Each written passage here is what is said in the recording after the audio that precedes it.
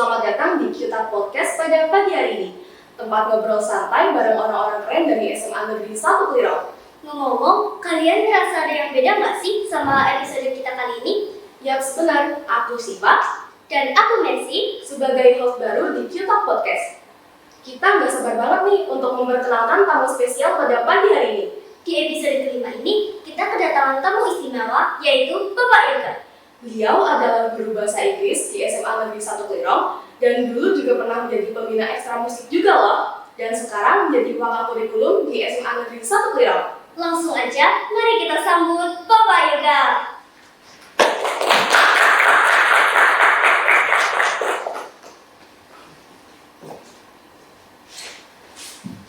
Selamat pagi.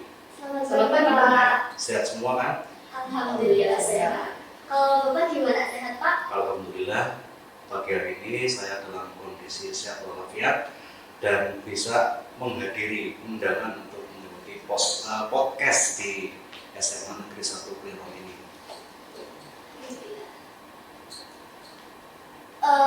Lanjut ke pertanyaan sebelumnya ya Pak. Ya, silakan.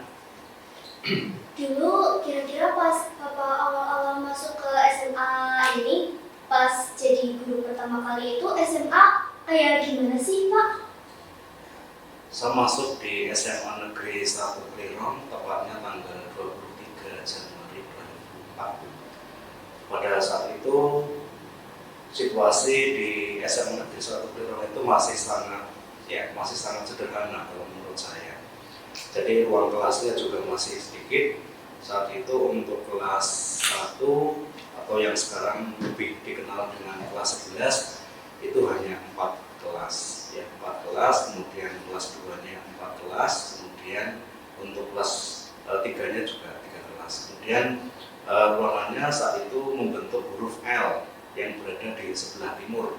Ya, sebelah timur, kemudian ke utara sampai dengan sebelah utara yang belok ke kanan, jadi membentuk huruf L.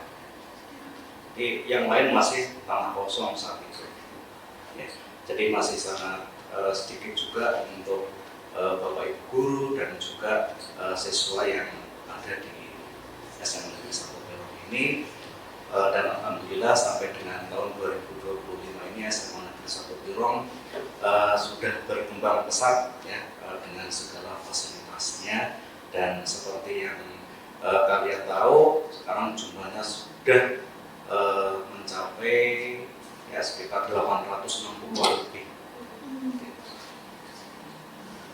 Jadi kayak perkembangan itu udah maju banget lah ya daripada yang awal-awal. Iya, jadi awalnya SMA Negeri 1 Klirong itu kan kalau dilihat dari tahun berdirinya di tahun 96, kemudian untuk tahun pertama itu masih menumpang di SMP Klirong. Ya. Jadi untuk segala administrasinya masih menumpang, kemudian guru-gurunya juga masih banyak yang mengambil dari sekolah lain ya, saat itu. Kemudian setelah tahun berikutnya ada paket gedung dari pemerintah yang sebelumnya memang tempatnya bukan di sini, jadi awalnya bukan di sini tapi di Bekasi Pasar Klegen Wonosari.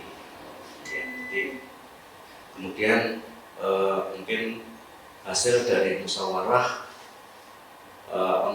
pemuka atau orang-orang yang memang memiliki semacam kewenangan akhirnya menentukan lokasi di sini sebagai lokasi SMA Negeri 1 Klirong. Nah, sebelum jadi guru bahasa Inggris dan wakil kurikulum, dulu pernah nggak sih Pak ada profesi lain gitu?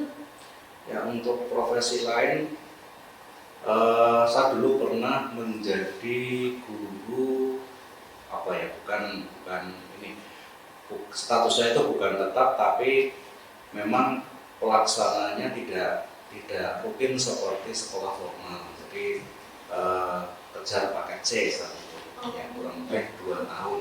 Nah, disuruh untuk menangani kejar paket C ketika saya masih berada di wilayah Kecamatan Ambal saat itu. Jadi kurang lebih 2 tahun dan sempat meluluskan 1 angkatan. Ya. Dengar-dengar dulu Pak Guru juga pernah jadi pembina ekstra musik ya Pak? Ya, kalau pembina ekstra musik itu tidak benar. Ya, jadi saat itu saya pernah menjadi pembina ekstra pramuka. Ya, pembina ekstra pramuka kurang lebih pada tahun 2012. Ya agak lama, kurang lebih 5 tahun ya, sejak pada saat itu kepala sekolahnya adalah Pak Harnoto Aji. Saat ditunjuk sebagai pembina ekstra kurikuler pramuka, dan sampai sekarang yang satu angkatan dengan saya dan masih aktif adalah Pak Sunarto. Ya, itu pembina yang sudah sangat berpengalaman. Jadi sejak saya masih bukan ini, maksudnya sejak tahun 2012 sampai sekarang sudah berapa tahun. Jadi sudah cukup lama, dan memang setiap tahun ajaran baru saya selalu memilih Pak Narto sebagai pembina pramuka utama. Ya, dan dibantu dengan pembina-pembina yang lain yang sudah beberapa kali ada pergantian dan juga ada perpindahan dari pramuka ke PMR dan dari PMR ke pramuka. Ya, yang kalian sendiri sudah merasakan bimbingan dari beliau-beliau pembina ekstra, baik yang pramuka dan juga yang PMR. Pada saat Pak Yoga menjadi pembina pramuka, ada momen berkesan nggak Pak? Ya banyak. Jadi momen-momen berkesan yang saya alami atau saya temukan ya banyak. Jadi awalnya ketika saya menjadi pembina upacara di kegiatan pramuka, khususnya pada saat hari Jumat, itu kan setiap pembina atau setiap pembina ekstra itu wajib untuk menjadi pembina upacara. Tapi kalau sekarang mungkin modelnya berbeda, ya memang tergantung dari kebijakan masing-masing. Nah, saat itu sepemahaman saya kan ketika menjadi seorang pembina pada saat upacara itu dibacakan urutannya atau sesuai dengan protokol. Nah, karena kurang paham, baru pertama kali menjadi pembina harusnya sudah maju, sama masih berdiri di tempat. Nah, tapi untuk tapi untuk upacara yang selanjutnya saya harus memperhatikan tata urutannya karena tidak dibacakan. Jadi setiap momen yang selanjutnya pembina upacara itu harus maju, ya harus dihafalkan. Jadi cukup merasa malu juga, tapi harus dipahami bahwa kita memang perlu latihan terlebih dahulu. Kemudian untuk hal-hal yang lain, terutama pada saat kegiatan perkemahan, ada saja hal-hal yang terjadi yang katanya di lokasi-lokasi tertentu, kemudian melihat apa gitu ya. Jadi ada pengalaman yang dulu pernah saya temui, salah satunya adalah ketika ada dewan, ya kalau sekarang namanya Dewan Pramuka apa Dewan Ambal ya, itu pergi ke toilet. Saat itu memang sudah cukup larut malam, kemudian dia masuk ke dalam kamar mandi, tiba-tiba kerannya keluar airnya. Nah, keluar airnya ya mungkin sistemnya otomatis atau memang dia menganggap dikira ada sesuatu yang tidak masuk akal. Nah, jadi kalau sepemahaman saya sih, kalau pompa air itu dinyalakan tidak langsung mengalir karena harus mengambil air. Makanya kerannya itu tiba-tiba keluar air kencang, dia ketakutan lari dan langsung menuju ke aula, sampai di depan aula pingsan, ya, pingsan karena merasa ketakutan.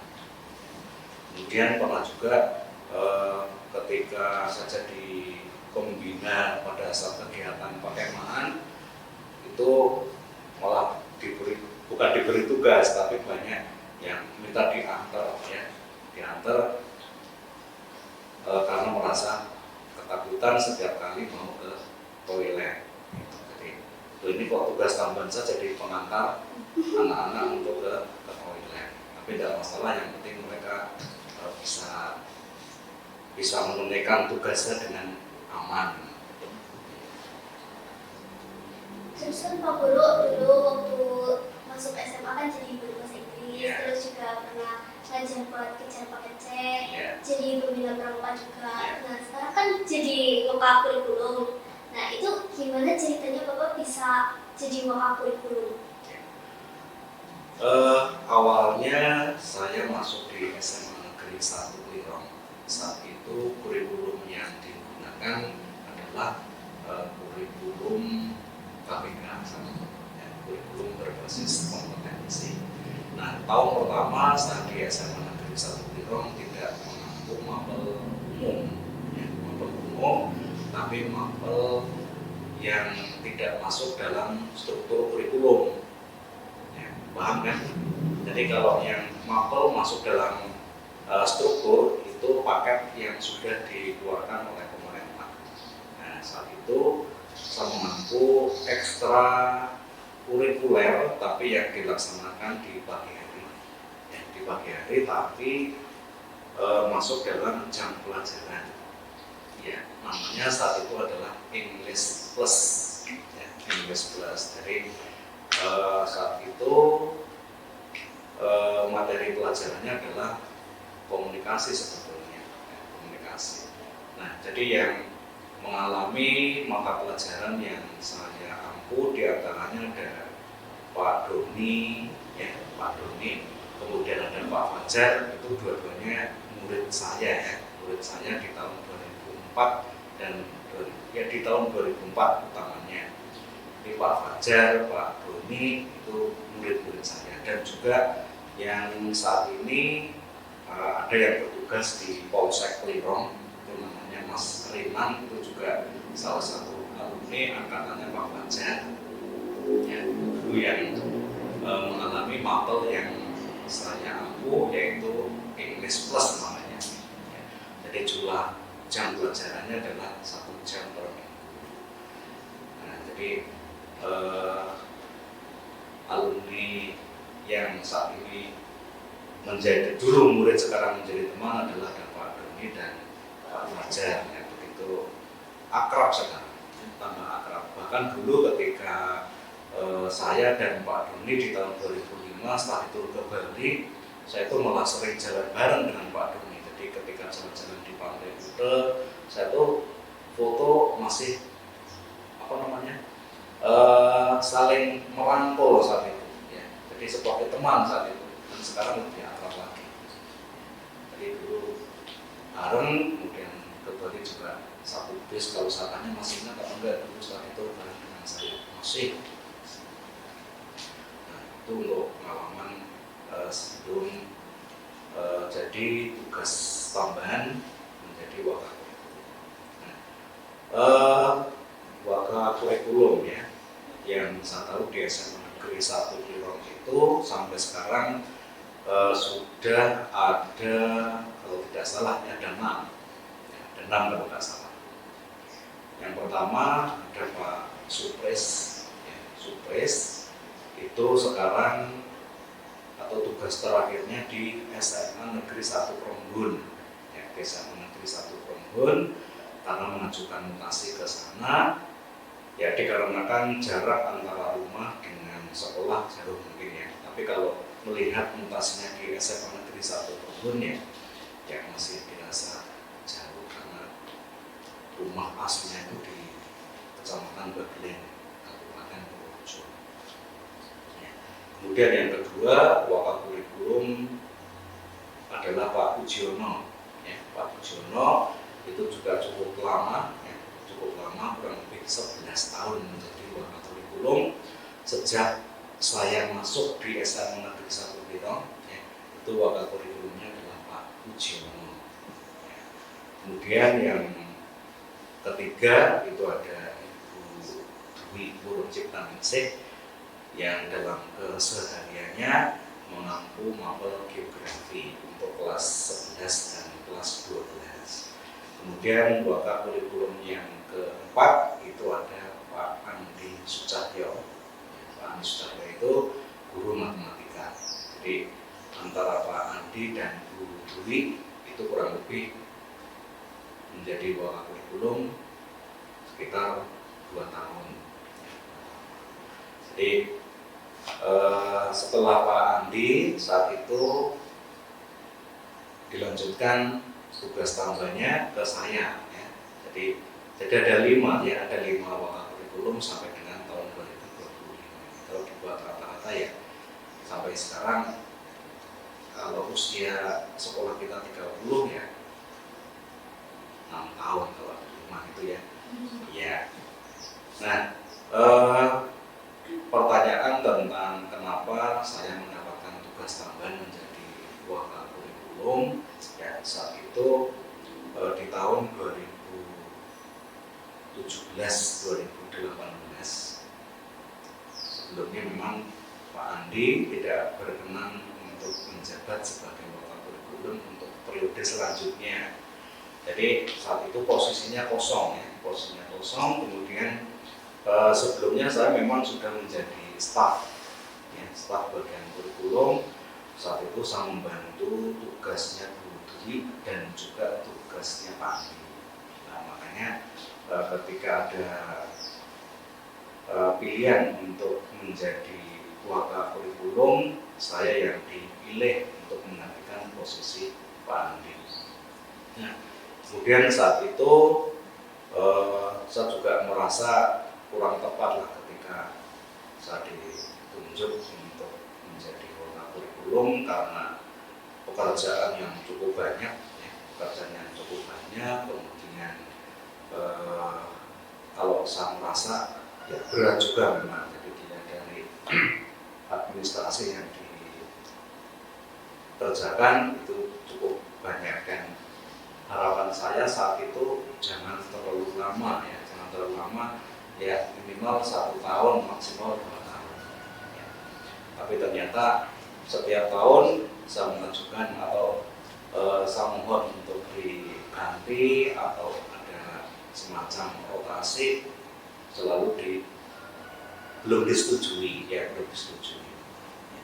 Jadi sampai dengan tahun yang ke-8 ternyata. Jadi seperti omongan yang dulu disampaikan oleh Ibu Rahmi saat itu yang menjadi kepala sekolah di tahun tersebut, ya dengan paling nggak nanti menunggu salah satu guru bahasa Inggrisnya pensiun ya, karena pertimbangannya kan dengan jam pelajaran juga. Jadi kalau tugas tambahan sebagai waka kemudian jam pelajarannya banyak, secara otomatis nanti akan mengganggu tugas administrasi yang lain ya. Jadi kebanyakan mengajar, kemudian tugas tambahnya juga sudah banyak, administrasi tentunya itu nanti ditakutkan mengganggu keduanya, jadi nanti tidak seimbang antara tugas mengajar dan tugas tambahan. Kalau boleh tahu, tugas sebagai waka kurikulum selain tadi kan Pak Yoga menyebutkan administrasi gitu. Selain itu ada yang lain Pak? Ya, selain tugas-tugas administrasi ya kadang mendapatkan tugas untuk melakukan ya, semacam kegiatan-kegiatan yang menunjang tugas kepala sekolah. Ya. Jadi tugas yang misalnya kepala sekolah tidak bisa melaksanakan maka yang berkaitan dengan pembelajaran itu nanti akan diberikan mandat pada waka kurikulum itu selain tugas administrasi.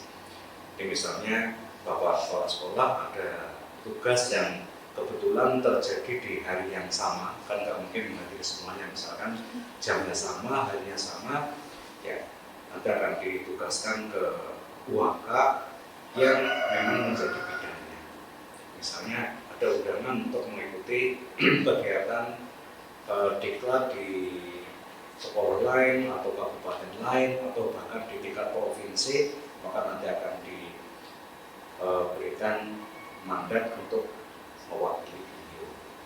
Jadi tugas itu tidak kosong seperti itu. Dan itu pernah saya lakukan ketika saya mengikuti kegiatan diklat di Semarang beberapa kali.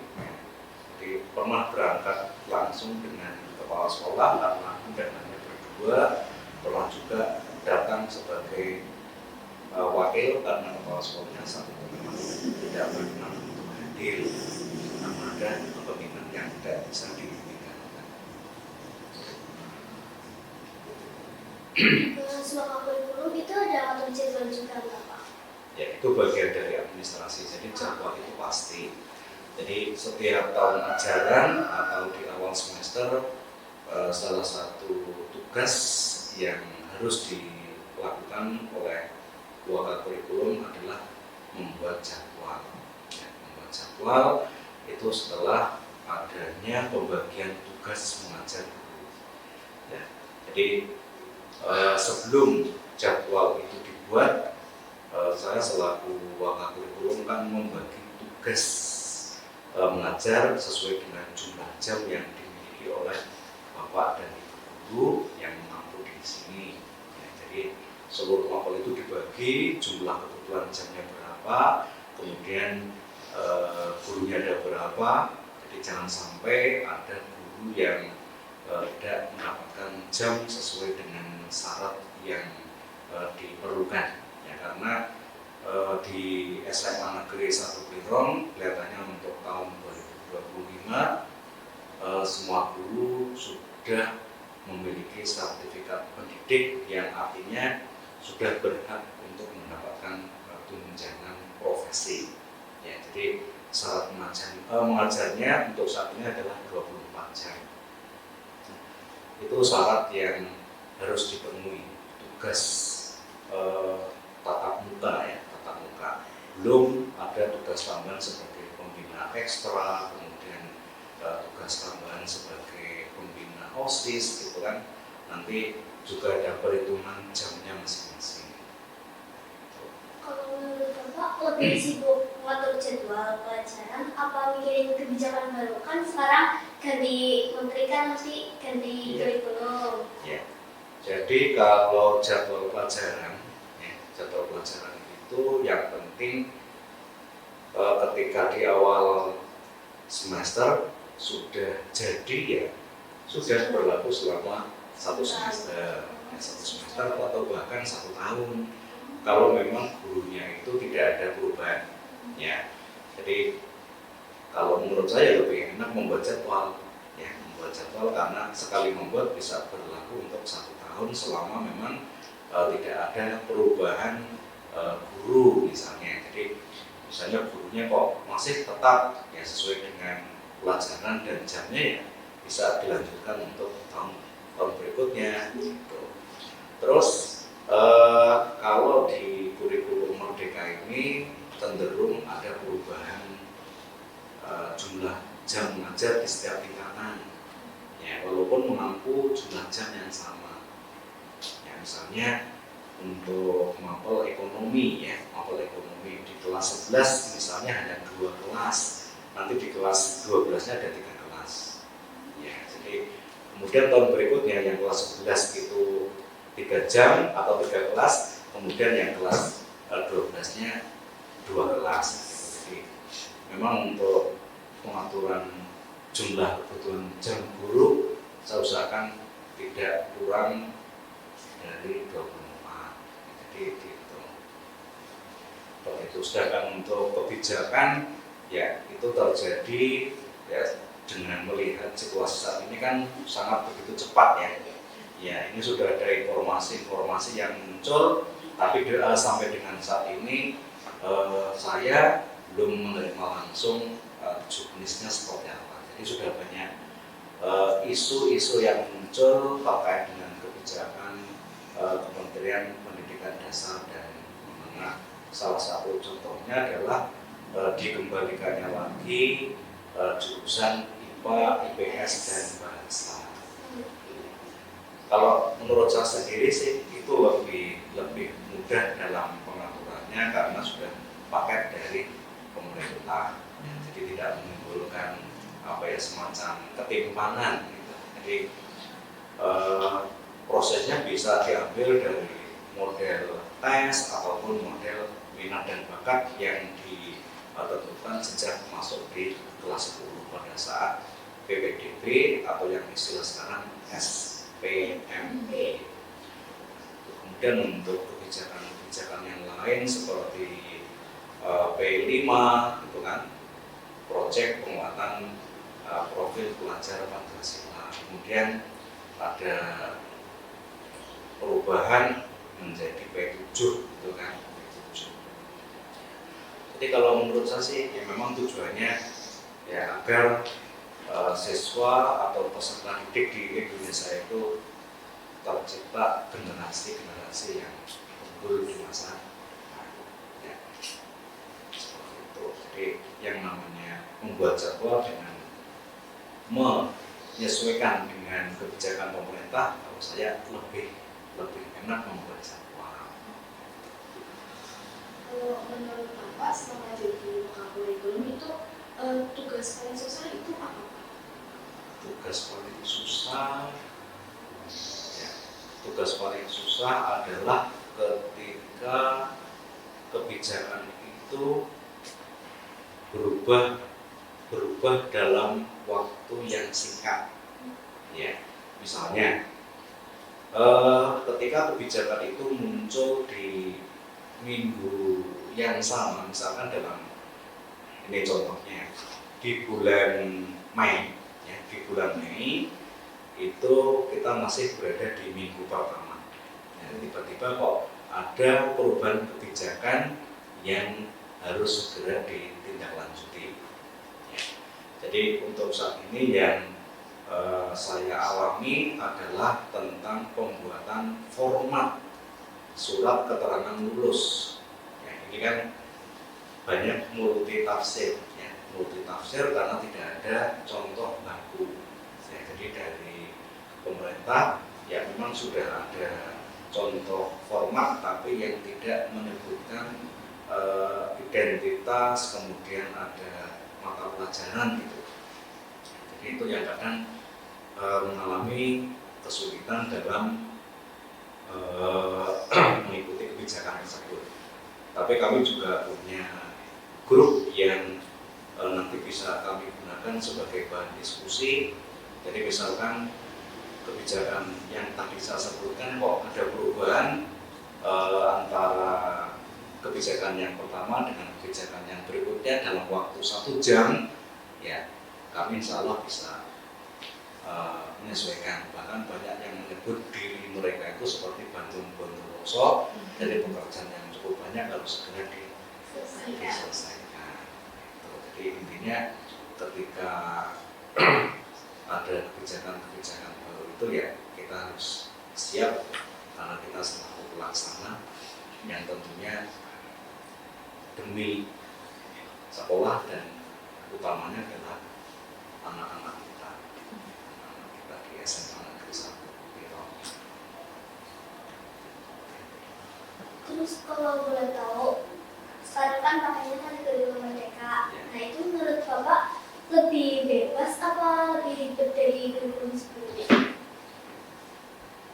Kalau kurikulum merdeka itu dibuat dulu dengan pertimbangan bahwa setiap anak itu memiliki kemampuan yang berbeda-beda.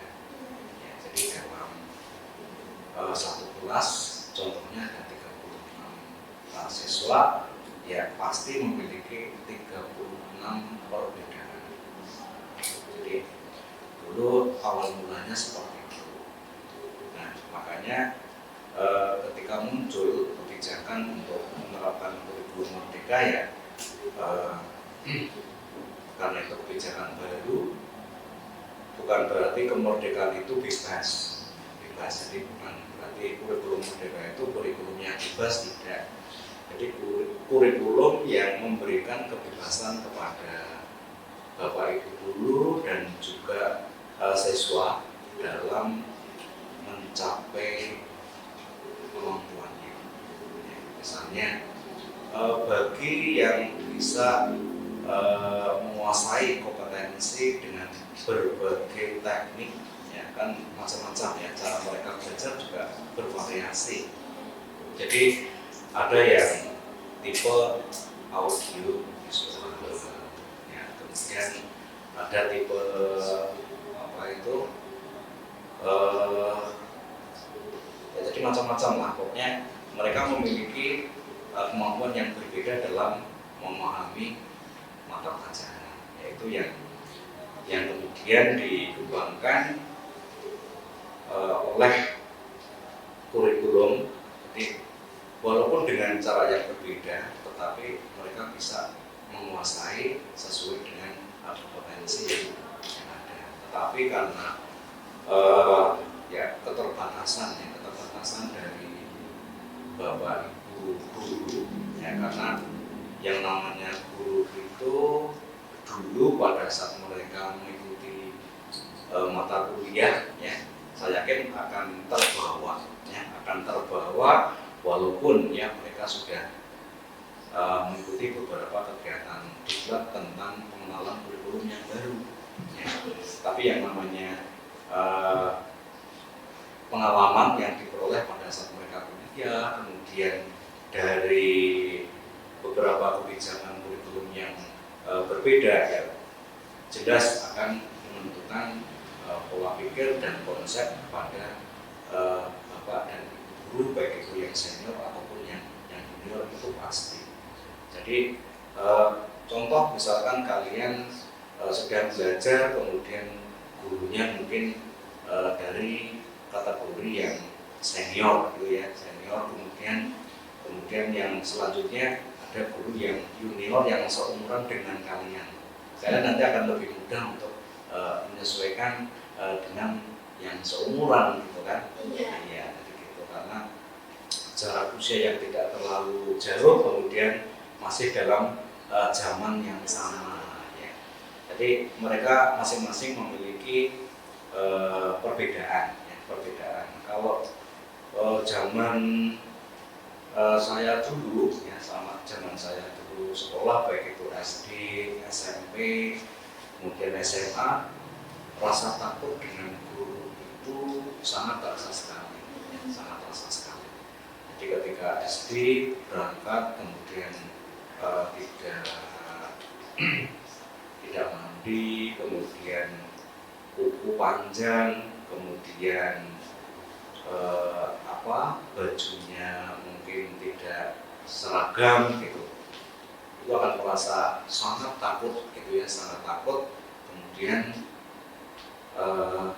pada saat berada di sekolah pun rasanya tidak nyaman, ya, karena siapa tahu nanti tiba-tiba ada hal-hal yang memang akan digunakan untuk menguji ketertiban dan kedisiplinan kita.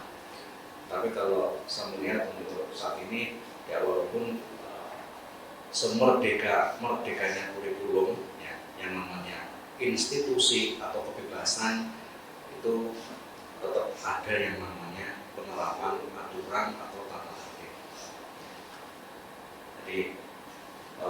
Jadi kurikulum, kembali ke kurikulum merdeka, bukan berarti kebebasan yang ditamakan, tetapi memberikan keleluasaan kepada peserta didik untuk mencapai kompetensi yang mereka miliki.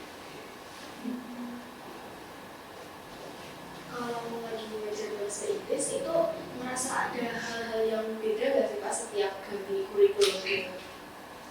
Ya, ada. Jadi ketika saya di sini itu mengalami ada 3 perubahan kurikulum. Ya, tahun 2004 namanya kurikulum KBK, singkatannya kurikulum berbasis kompetensi. Nah, itu dulu tahun pertama kelihatannya cukup berhasil, kemudian guru itu memiliki catatan pribadi siswa, jadi bukunya tebal sekali. Di situ ada catatan-catatan yang dituliskan oleh Bapak Ibu guru sesuai dengan pengamatannya. Misalkan kalau di kelas ya, saya dulu menulis sesuai dengan nama siswa, kemudian apa yang dilakukan di kelas di hari itu, kemudian jawabannya benar atau salah, itu dulu selalu tercatat ya, selalu tercatat sehingga mereka nanti bisa menunjukkan ke orang tua bahwa mereka memang termasuk siswa-siswa yang aktif di kelas. Ada memang berdasarkan dari akumulasi jumlah catatan nanti bisa dilihat dan nanti wajib diketahui oleh orang tua. Itu sedangkan kurikulum yang kedua itu namanya kurikulum 2006 atau yang disebut dengan KTSP ya, KTSP. Nah, tentunya di dalam kurikulum itu kan ada yang namanya struktur ya, dan struktur kurikulum yang di dalamnya memuat jumlah mata pelajaran yang harus disampaikan dan diberikan kepada peserta didik. Ya. Kemudian yang selanjutnya adalah kurikulum 2013, ini yang dirintis oleh Menteri Pendidikan saat itu yang namanya Muhammad Nuh. Yang kemudian ketika Pak Anies Baswedan menjabat Menteri Pendidikan di tahun pertama, akhirnya kurikulum 2013 sementara dihentikan terlebih dahulu. Ya, dihentikan, kemudian bagi sekolah yang memang sudah siap boleh untuk melanjutkan, kemudian bagi yang belum siap diperbolehkan untuk kembali ke kurikulum 2006. Dihentikan sementara. Nah, kemudian ketika perubahan kebijakan, kurikulum diganti kembali dengan kurikulum merdeka. Nah, kemudian untuk mengajar bahasa Inggris kalau dilihat dari pedomannya itu setiap kurikulum ya berbeda-beda, terutama yang saya mengalami cukup lama ya perbedaan antara kurikulum 2013 dengan kurikulum merdeka. Jadi untuk bahasa Inggris itu utamanya memiliki 4 kompetensi dasar ya. 4 kompetensi dasar yaitu listening, kemudian speaking, writing, kemudian reading. Ya. Kemudian untuk capaian pembelajarannya ya, atau indikator pencapaian kompetensi ya sebetulnya antara kurikulum 2013 dengan kurikulum merdeka ya sebetulnya intinya sama, cuma cara yang digunakan itu juga hampir ada kesamaan, cuma mungkin materi-materi yang dulu ada di kurikulum 2013 kemudian tidak muncul kembali di kurikulum merdeka. Jadi kalau dilihat dari standar kompetensi ya sama, namanya bahasa itu pasti ada 4 unsur ya, mendengarkan, berbicara, membaca, dan menulis. Cuma tingkat kedalamannya lebih dalam yang mana ya, kalau menurut saya dua-duanya sama, tapi kalau dilihat dari jumlah jamnya itu di kurikulum 2013 lebih sedikit ya, lebih sedikit dibandingkan kurikulum merdeka. Awalnya jamnya sama-sama 2 jam per minggu, tapi untuk mulai tahun ajaran 2024-2025 jumlah jam bahasa Inggris yang tadinya 2 jam per minggu berubah menjadi 3 jam per minggu ya. Tapi untuk kelas 11 itu saya konsultasikan apabila memang jumlah gurunya itu belum memenuhi boleh 2 jam. Itu pernah saya konsultasikan, makanya untuk kelas 11 dan kelas 12 tahun ini masih 2 jam. Itu sudah diperbolehkan, artinya ya sudah tinggal jalan belajar. Seperti itu untuk pembelajaran ya. Untuk metode dan modelnya mengikuti kebijakan dari kurikulum. Terus kira-kira kurikulum Madana ini lebih cocok buat sekolah SMA yang umum apa SMK kejuruan? Ya, kalau kurikulum Merdeka itu karena yang dituntut adalah kompetensi, ya dua-duanya cocok, ya, dua-duanya cocok. Jadi antara SMA dan SMK kan memiliki ciri khas yang berbeda, ya, dan dilihat dari kompetensinya, kemudian tujuan dari mereka masuk di SMA, kemudian di SMK kan sudah jelas berbeda. Ya, jadi yang memilih untuk melanjutkan di SMK kan orientasinya kerja, ya, orientasinya kerja, memiliki skill yang mereka peroleh selama mereka mengikuti kegiatan dan proses pembelajaran yang meliputi teori dan praktek. Ya, diharapkan mereka bisa memiliki kompetensi yang nantinya bisa digunakan pada saat mereka memasuki dunia kerja. Ya, walaupun tidak menutup kemungkinan untuk alumni SMK juga bisa melanjutkan ke perguruan tinggi atau kuliah. Nah, kemudian untuk SMA, ya, SMA itu memang dilihat dari orientasinya itu untuk melanjutkan kuliah, ya, karena materinya masih bersifat umum dan sebagian besar memang teori, ya. Iya. Tidak seperti SMK, kemungkinan ada 60 praktek, 60% praktek, kemudian 40-nya teori. Nah, kalau di SMA itu kan lebih banyak teorinya, prakteknya lebih sedikit. Tapi tidak menutup kemungkinan juga untuk lulusan-lulusan SMA bisa juga masuk dunia kerja. Ya, jadi memang ada beberapa kementerian yang masih mengakomodir lulusan SMA untuk masuk atau bekerja di jajaran PNS, ya, ataupun BUMN. Seperti contoh kemarin yang sudah lulus SNBP kemudian sudah dinyatakan diterima di UNY, kemudian mencoba mendaftar di kementerian apa kemarin ya, di salah satu kementerian, kemudian ternyata dinyatakan lolos. Akhirnya ketika ditanya ini mau lanjut kuliah apa mau bekerja, ya.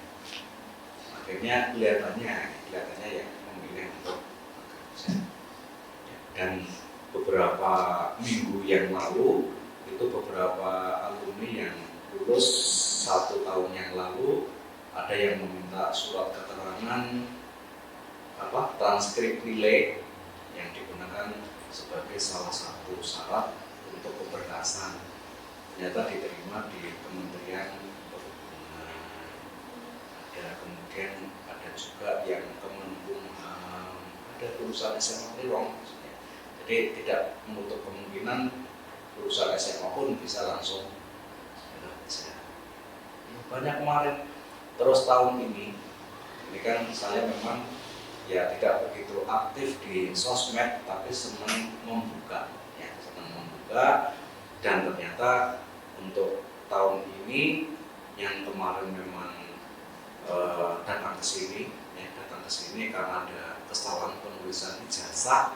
Jadi sebelum pemberkasan CPNS nanti dinyatakan salah, lebih baik diperbaiki lebih awal.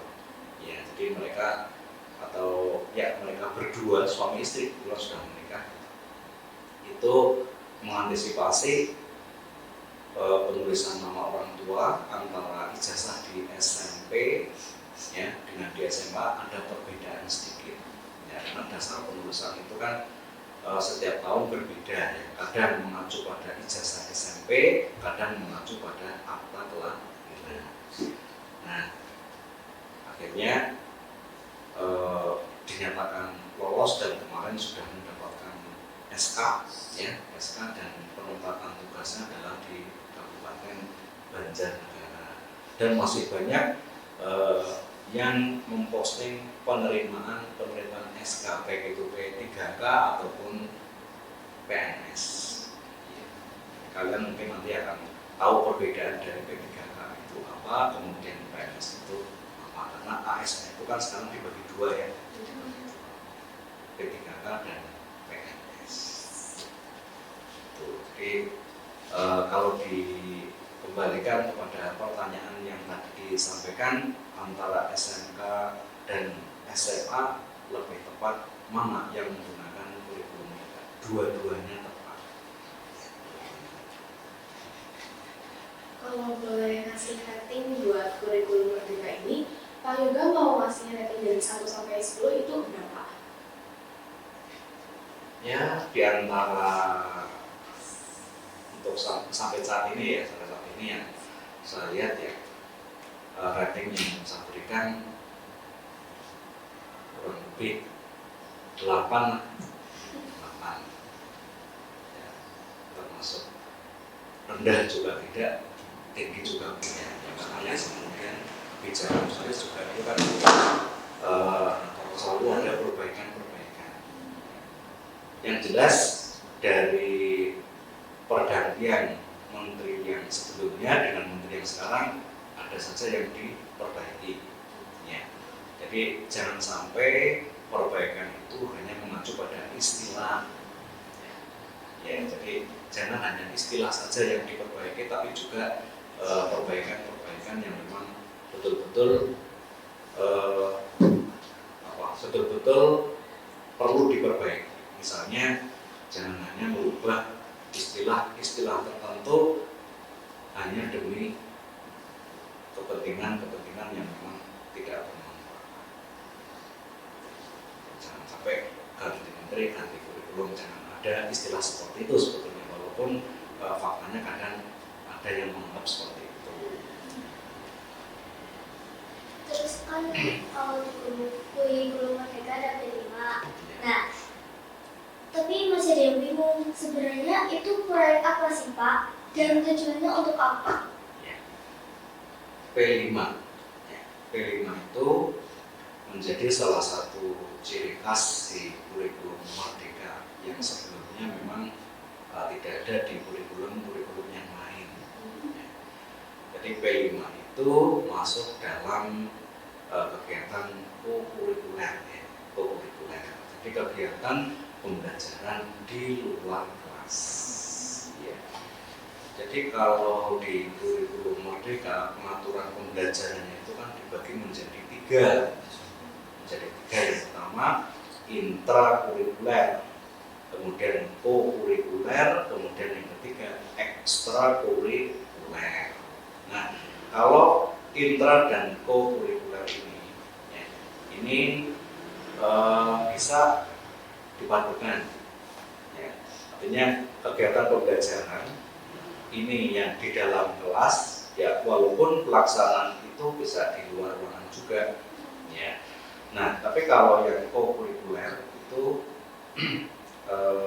bisa atau kegiatan yang memang dilaksanakan di luar kegiatan pembelajaran ya, di luar kelas misalnya. Nah, kemudian P5 itu bagian dari mapel-mapel yang ada ya, baik itu di kelas 10, kelas 11 dan kelas 12 ya. Kalian paham nggak untuk mapel-mapel yang di dalamnya ada jam P5-nya ya. Jadi kalau saya jelaskan seperti ini, misalnya untuk pendidikan agama Islam dan budi pekerti, di kegiatan pembelajaran itu jumlah jamnya ada berapa? Ada 3 kan? Ada 3. Nah, 30% dari jumlah itu adalah milik P5 sebetulnya. Ya. Ya, jadi 30%-nya adalah miliknya P5.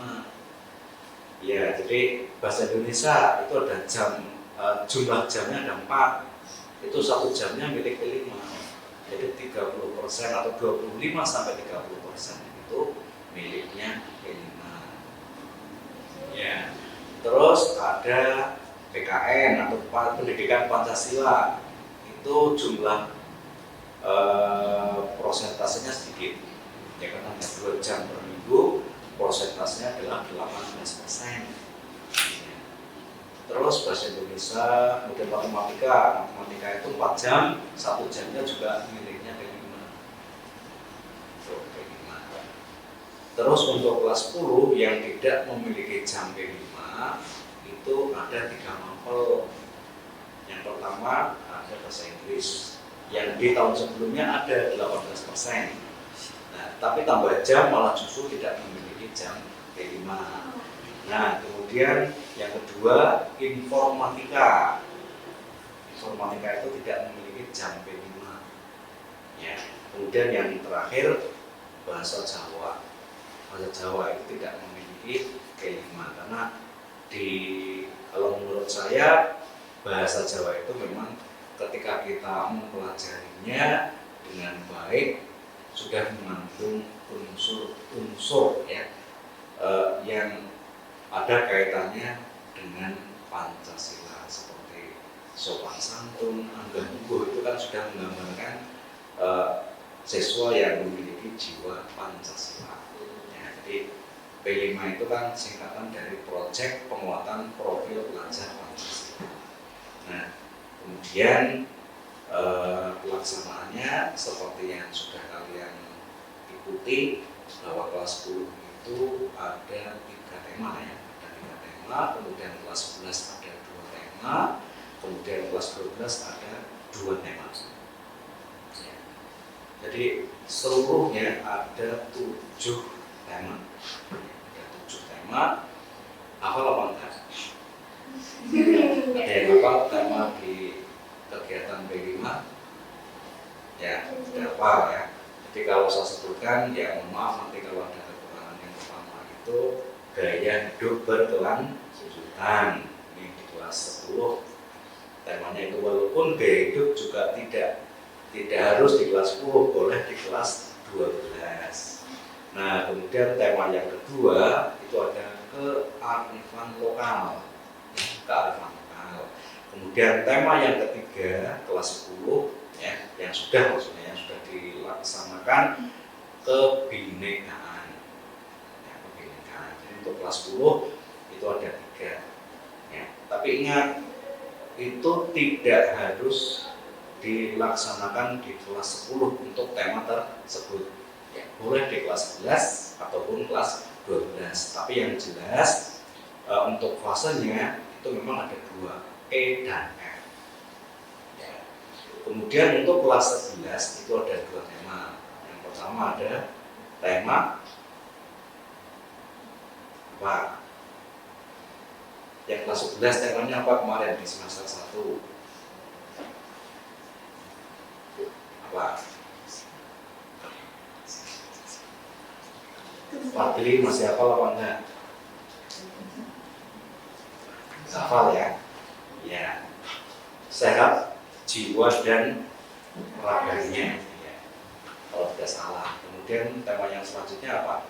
Yang identik dengan apa namanya? Ya. Jiwa kewirausahaan. Ya, jadi untuk kelas 11 itu bangunlah jiwa dan raganya, kemudian ada kewirausahaan. Ya, kewirausahaan. Kemudian untuk kelas 12 itu masih ada 2 tema, yaitu suara demokrasi, kemudian rekayasa teknologi. Itu semuanya ada 7 tema. Nah, untuk 7 tema itu wajib diselesaikan selama menempuh pendidikan di SMA. Ya, jadi ketika fase F diharapkan kalian sudah selesai semuanya ya, untuk melaksanakan kegiatan P5 seluruh tema. Nah, kemudian dari tema itu dijabarkan dalam bentuk dimensi. Nah, salah satunya adalah apa? Dimensi yang kalian ingat apa untuk kegiatan begini? Ya, yang kaitannya dengan ketuhanan yang maha Esa, ya ketuhanan yang Maha Esa. Jadi diharapkan apapun kepercayaannya, ya melaksanakan ajaran agama sesuai dengan ya kepercayaan masing-masing. Jadi digambarkan profilnya oleh siswa-siswa, utamanya di SMA Negeri 1 Klirong, jangan sampai perbuatan ya itu di luar profil belajar Pancasila. Contohnya misalnya ketika kalian menemukan ada teman atau orang di luar sana itu melakukan hal-hal yang tidak terpuji, berarti tidak menggambarkan profil pelajar Pancasila. Ya. Bolos itu tidak menggambarkan profil pelajar Pancasila.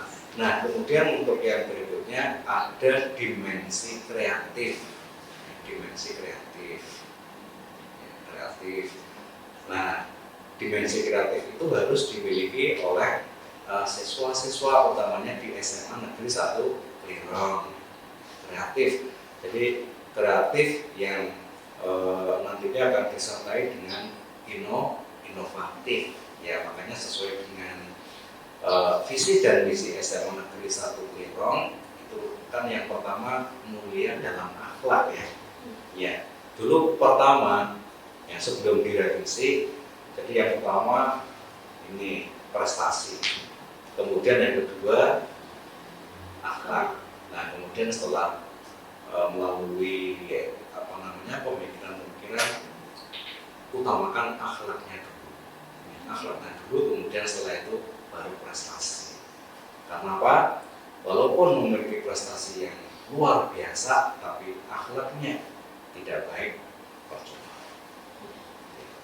Jadi yang namanya P5 itu kegiatan proyek penguatan profil pelajar Pancasila yang berkaitan dengan tema-tema yang ada, yang tadi sudah saya sebutkan ada 7 tema yang kemudian dijabarkan dalam dimensi ketercapaian yang diharapkan pada akhir fase kalian bisa menerapkan ya sesuai dengan dimensi tersebut. Seperti itu. Kalau pertanyaan masih bingung ya memang kadang masih ada kebingungan untuk memahami apa itu sih P5, kok kegiatannya seperti ini. Bahkan ada yang mengatakan kegiatannya kok malah banyak yang tidak bermanfaat, ada yang tiduran ketika kegiatan P5, kemudian ada yang keluar sana. Nah, ya, jadi ya memang kadang dituntut untuk berpartisipasi. Yang namanya siswa itu kan apalagi di SMA jumlahnya banyak. Ya sekali lagi kembali ke kegiatan pembelajaran yang salah satu guru saja di ruang kelas ya ada saja hal-hal yang muncul karena 36 memiliki keunikan sendiri. Ruang kelas juga beda-beda ya. Saya mengaku di kelas 11, 10-2, 10-3, 10-4, 10-5 itu juga memiliki keunikan yang berbeda. Kalau pengalaman Pak Yoga waktu di Bali itu gimana? Seru atau malah ribet? Selama ini saya itu sebagai ketua ya ketua. Jadi saya nanti yang mengatur kegiatan P5 dibantu oleh koordinator. Ya.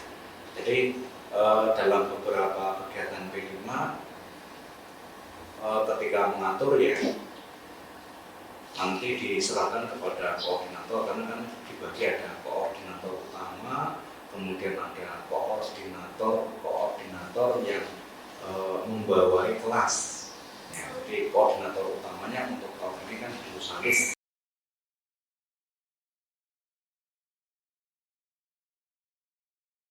Ya, di antaranya ada Pak Lusino, kemudian ada Pak Fajar, kemudian ada Pak Fafa, kemudian ada Pak Nandan. Nah, kemudian dari koordinator lapangan nanti dijabarkan lagi ke dalam koordinator yang ada di kelas yang saat ini memang diserahkan kepada wali kelas masing-masing ya, yang secara emosional memiliki kedekatan hubungan dengan kelas masing-masing ya. Dan menurut saya dari beberapa kegiatan P5 ketika gelar karya hasilnya juga bagus, semangat anak-anak juga luar biasa ya. Jadi ketika mereka tampil yang seharusnya sudah diberikan kriteria-kriteria tertentu, misalnya baju tidak usah menyewa yang mahal-mahal karena mereka ingin tampil semaksimal mungkin, mereka tanpa seizin dari koordinator mereka tetap menyewa walaupun mereka harus mengeluarkan uang ya, karena apa?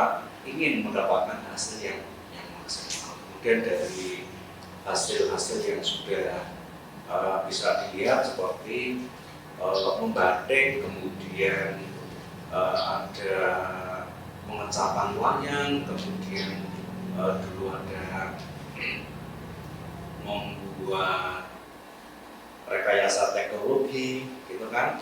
Ada alat untuk pendeteksi banjir, kemudian pendeteksi gempa, kemudian ada membuat susu kedelai. Itu sebetulnya ya memang hal-hal yang sangat kental dengan kehidupan kita. Tapi kalau saya ditanya tentang apa tadi kaitannya dengan bagaimana mengaturnya, ya selama ini dalam mengatur kegiatan P5 ya seperti mengatur pada saat kegiatan pembelajaran. Jadi sudah diserahkan ke tim yang memang harus bertanggung jawab di setiap pos yang mereka harus lakukan. Terus kalau menurut Bapak, kegiatan P5 yang paling cocok buat anak SMA itu kayak gimana? Biar anak-anaknya itu lebih semangat dalam menjalani P5. Kalau saya lihat tema-tema yang anak-anak SMA itu cenderung mudah untuk penyesuaian itu adalah salah satunya tema kewirausahaan. Ya, tema kewirausahaan. Jadi mereka ketika melakukan kegiatan P5 di tema tersebut, mereka juga antusias, kemudian apa yang mereka kreasikan juga sesuai dengan kondisi zaman ya, kondisi zaman. Jadi seperti misalnya memasak, itu juga masakan-masakan yang ditampilkan atau yang dihasilkan juga masakan-masakan yang kekinian. Kemudian ada juga dengan tema kearifan lokal, mereka menghasilkan kreasi yang memang menjadi ciri khas dari tempat di mana mereka berada. Jadi ya ada beberapa tema sih, tidak semuanya tema, tapi ada beberapa tema yang sesuai dengan anak-anak SMA. Kemudian bangunlah jiwa dan raga untuk saat ini yang ditekankan juga oleh Kementerian Pendidikan ya, yaitu 7 gerakan anak Indonesia hebat. Itu juga menjadi bagian dalam tema bangunlah jiwa dan raganya. Kemudian tema kewirausahaan, kemudian kearifan lokal, saya kira sesuai. Tapi kalau dibuat dari pemeringkatan tingkat keseriusan ya mungkin kewirausahaan menempati posisi yang paling atas. Ya, bagaimana menurut kalian dalam mengamati kegiatan tersebut? Karena yang merasakan kan kalian. Kalau kami sebagai pengatur ya atau yang memanage kegiatan itu ya seperti itu. Nah, Pak, dulu kan ada ujian nasional. Nah, sekarang kan udah nggak ada. Menurut Bapak lebih baik diadain atau enggak? Ya, pertanyaannya saya kembalikan ke kalian. Kalian ingin UN dikembalikan atau seperti ini saja, tidak ada ujian nasional? Iya. Kami kan hanya melaksanakan. Saya tidak akan mengikuti UN lagi. Pak. Kalau saya pribadi sih enggak. Enggak. Ngasih juga enggak. Enggak. Enggak. Ya. Saya produk UN ya. Saya produk UN. Jadi istilah UN itu berubah sesuai dengan nama kurikulum juga. Ketika di SD itu saya mengikuti EPTA. EPTA itu singkatan dari evaluasi belajar tahap akhir. Ya, jadi mata pelajarannya adalah seluruh mata pelajaran yang ada di sekolah. Evaluasi belajar tahap akhir. Kemudian kalau yang tingkatnya nasional namanya EPTANAS, evaluasi belajar tahap akhir nasional. Ya, kemudian ketika saya masuk di SMA Negeri 1 Lirong, maksudnya saya kan sudah bukan siswa lagi, sudah jadi guru. Nah, jadi melaksanakan apa? Melaksanakan UN tapi sebagai panitia. Nah, tadi ada EPTANAS, kemudian ada UNAS, ujian nasional. UNAS. Kemudian berubah lagi menjadi UN, ujian nasional, masih berbasis kertas. Nah, dulu paketnya ada 20, ya, ada 20 paket. Ya, paket 1, paket 2, paket 3, paket 5. Ya. Terus nanti dibagikan ke dalam ruangan yang jumlah pesertanya maksimal 20. Terus selanjutnya UNBK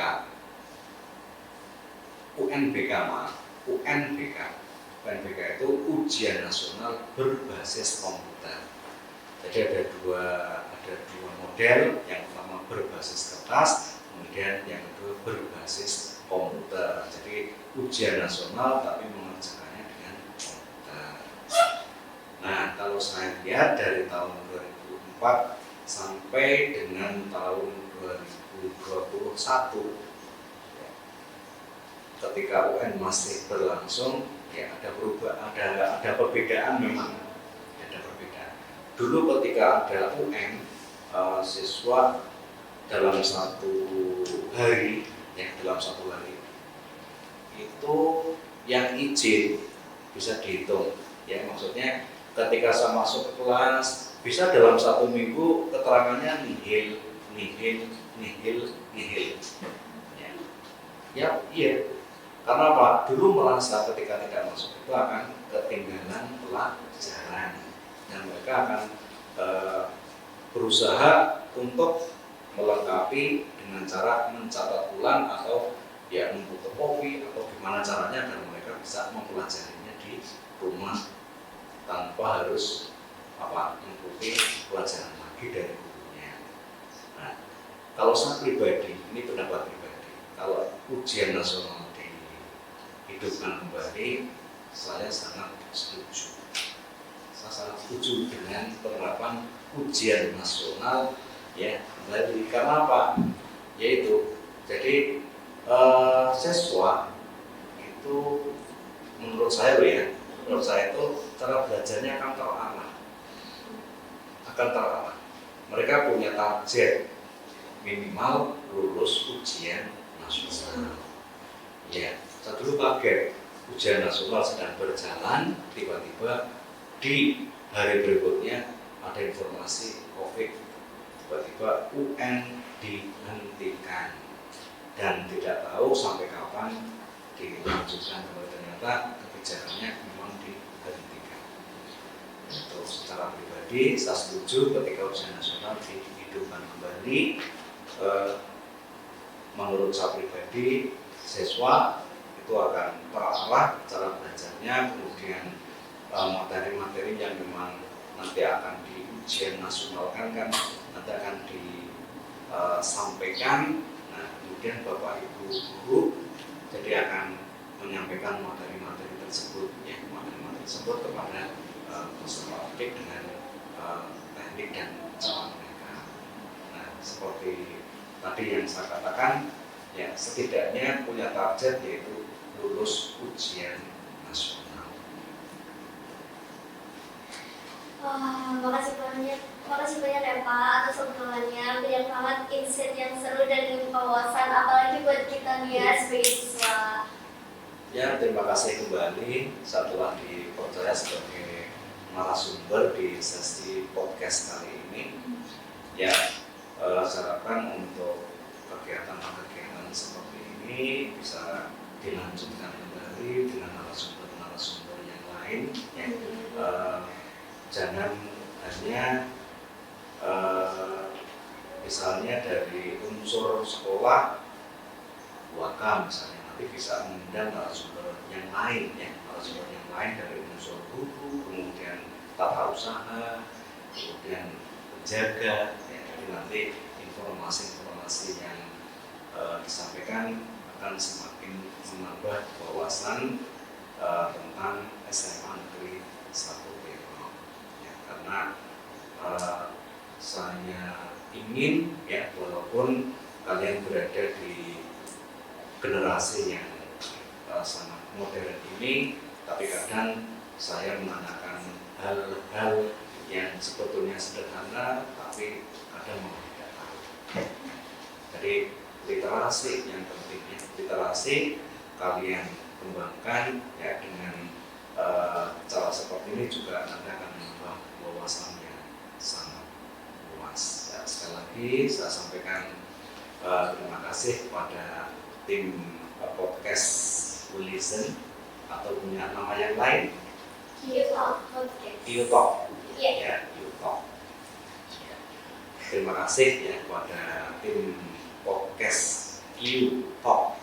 Ya, mudah-mudahan yang kalian lakukan pada hari ini bermanfaat dan nanti akan dikembangkan, ya, kemampuan kalian sehingga di waktu yang akan datang menjadi, ya, tidak hanya menjadi sebuah kegiatan, tetapi juga menjadikan sesuatu yang bermanfaat dan juga mendapatkan profit, gitu ya.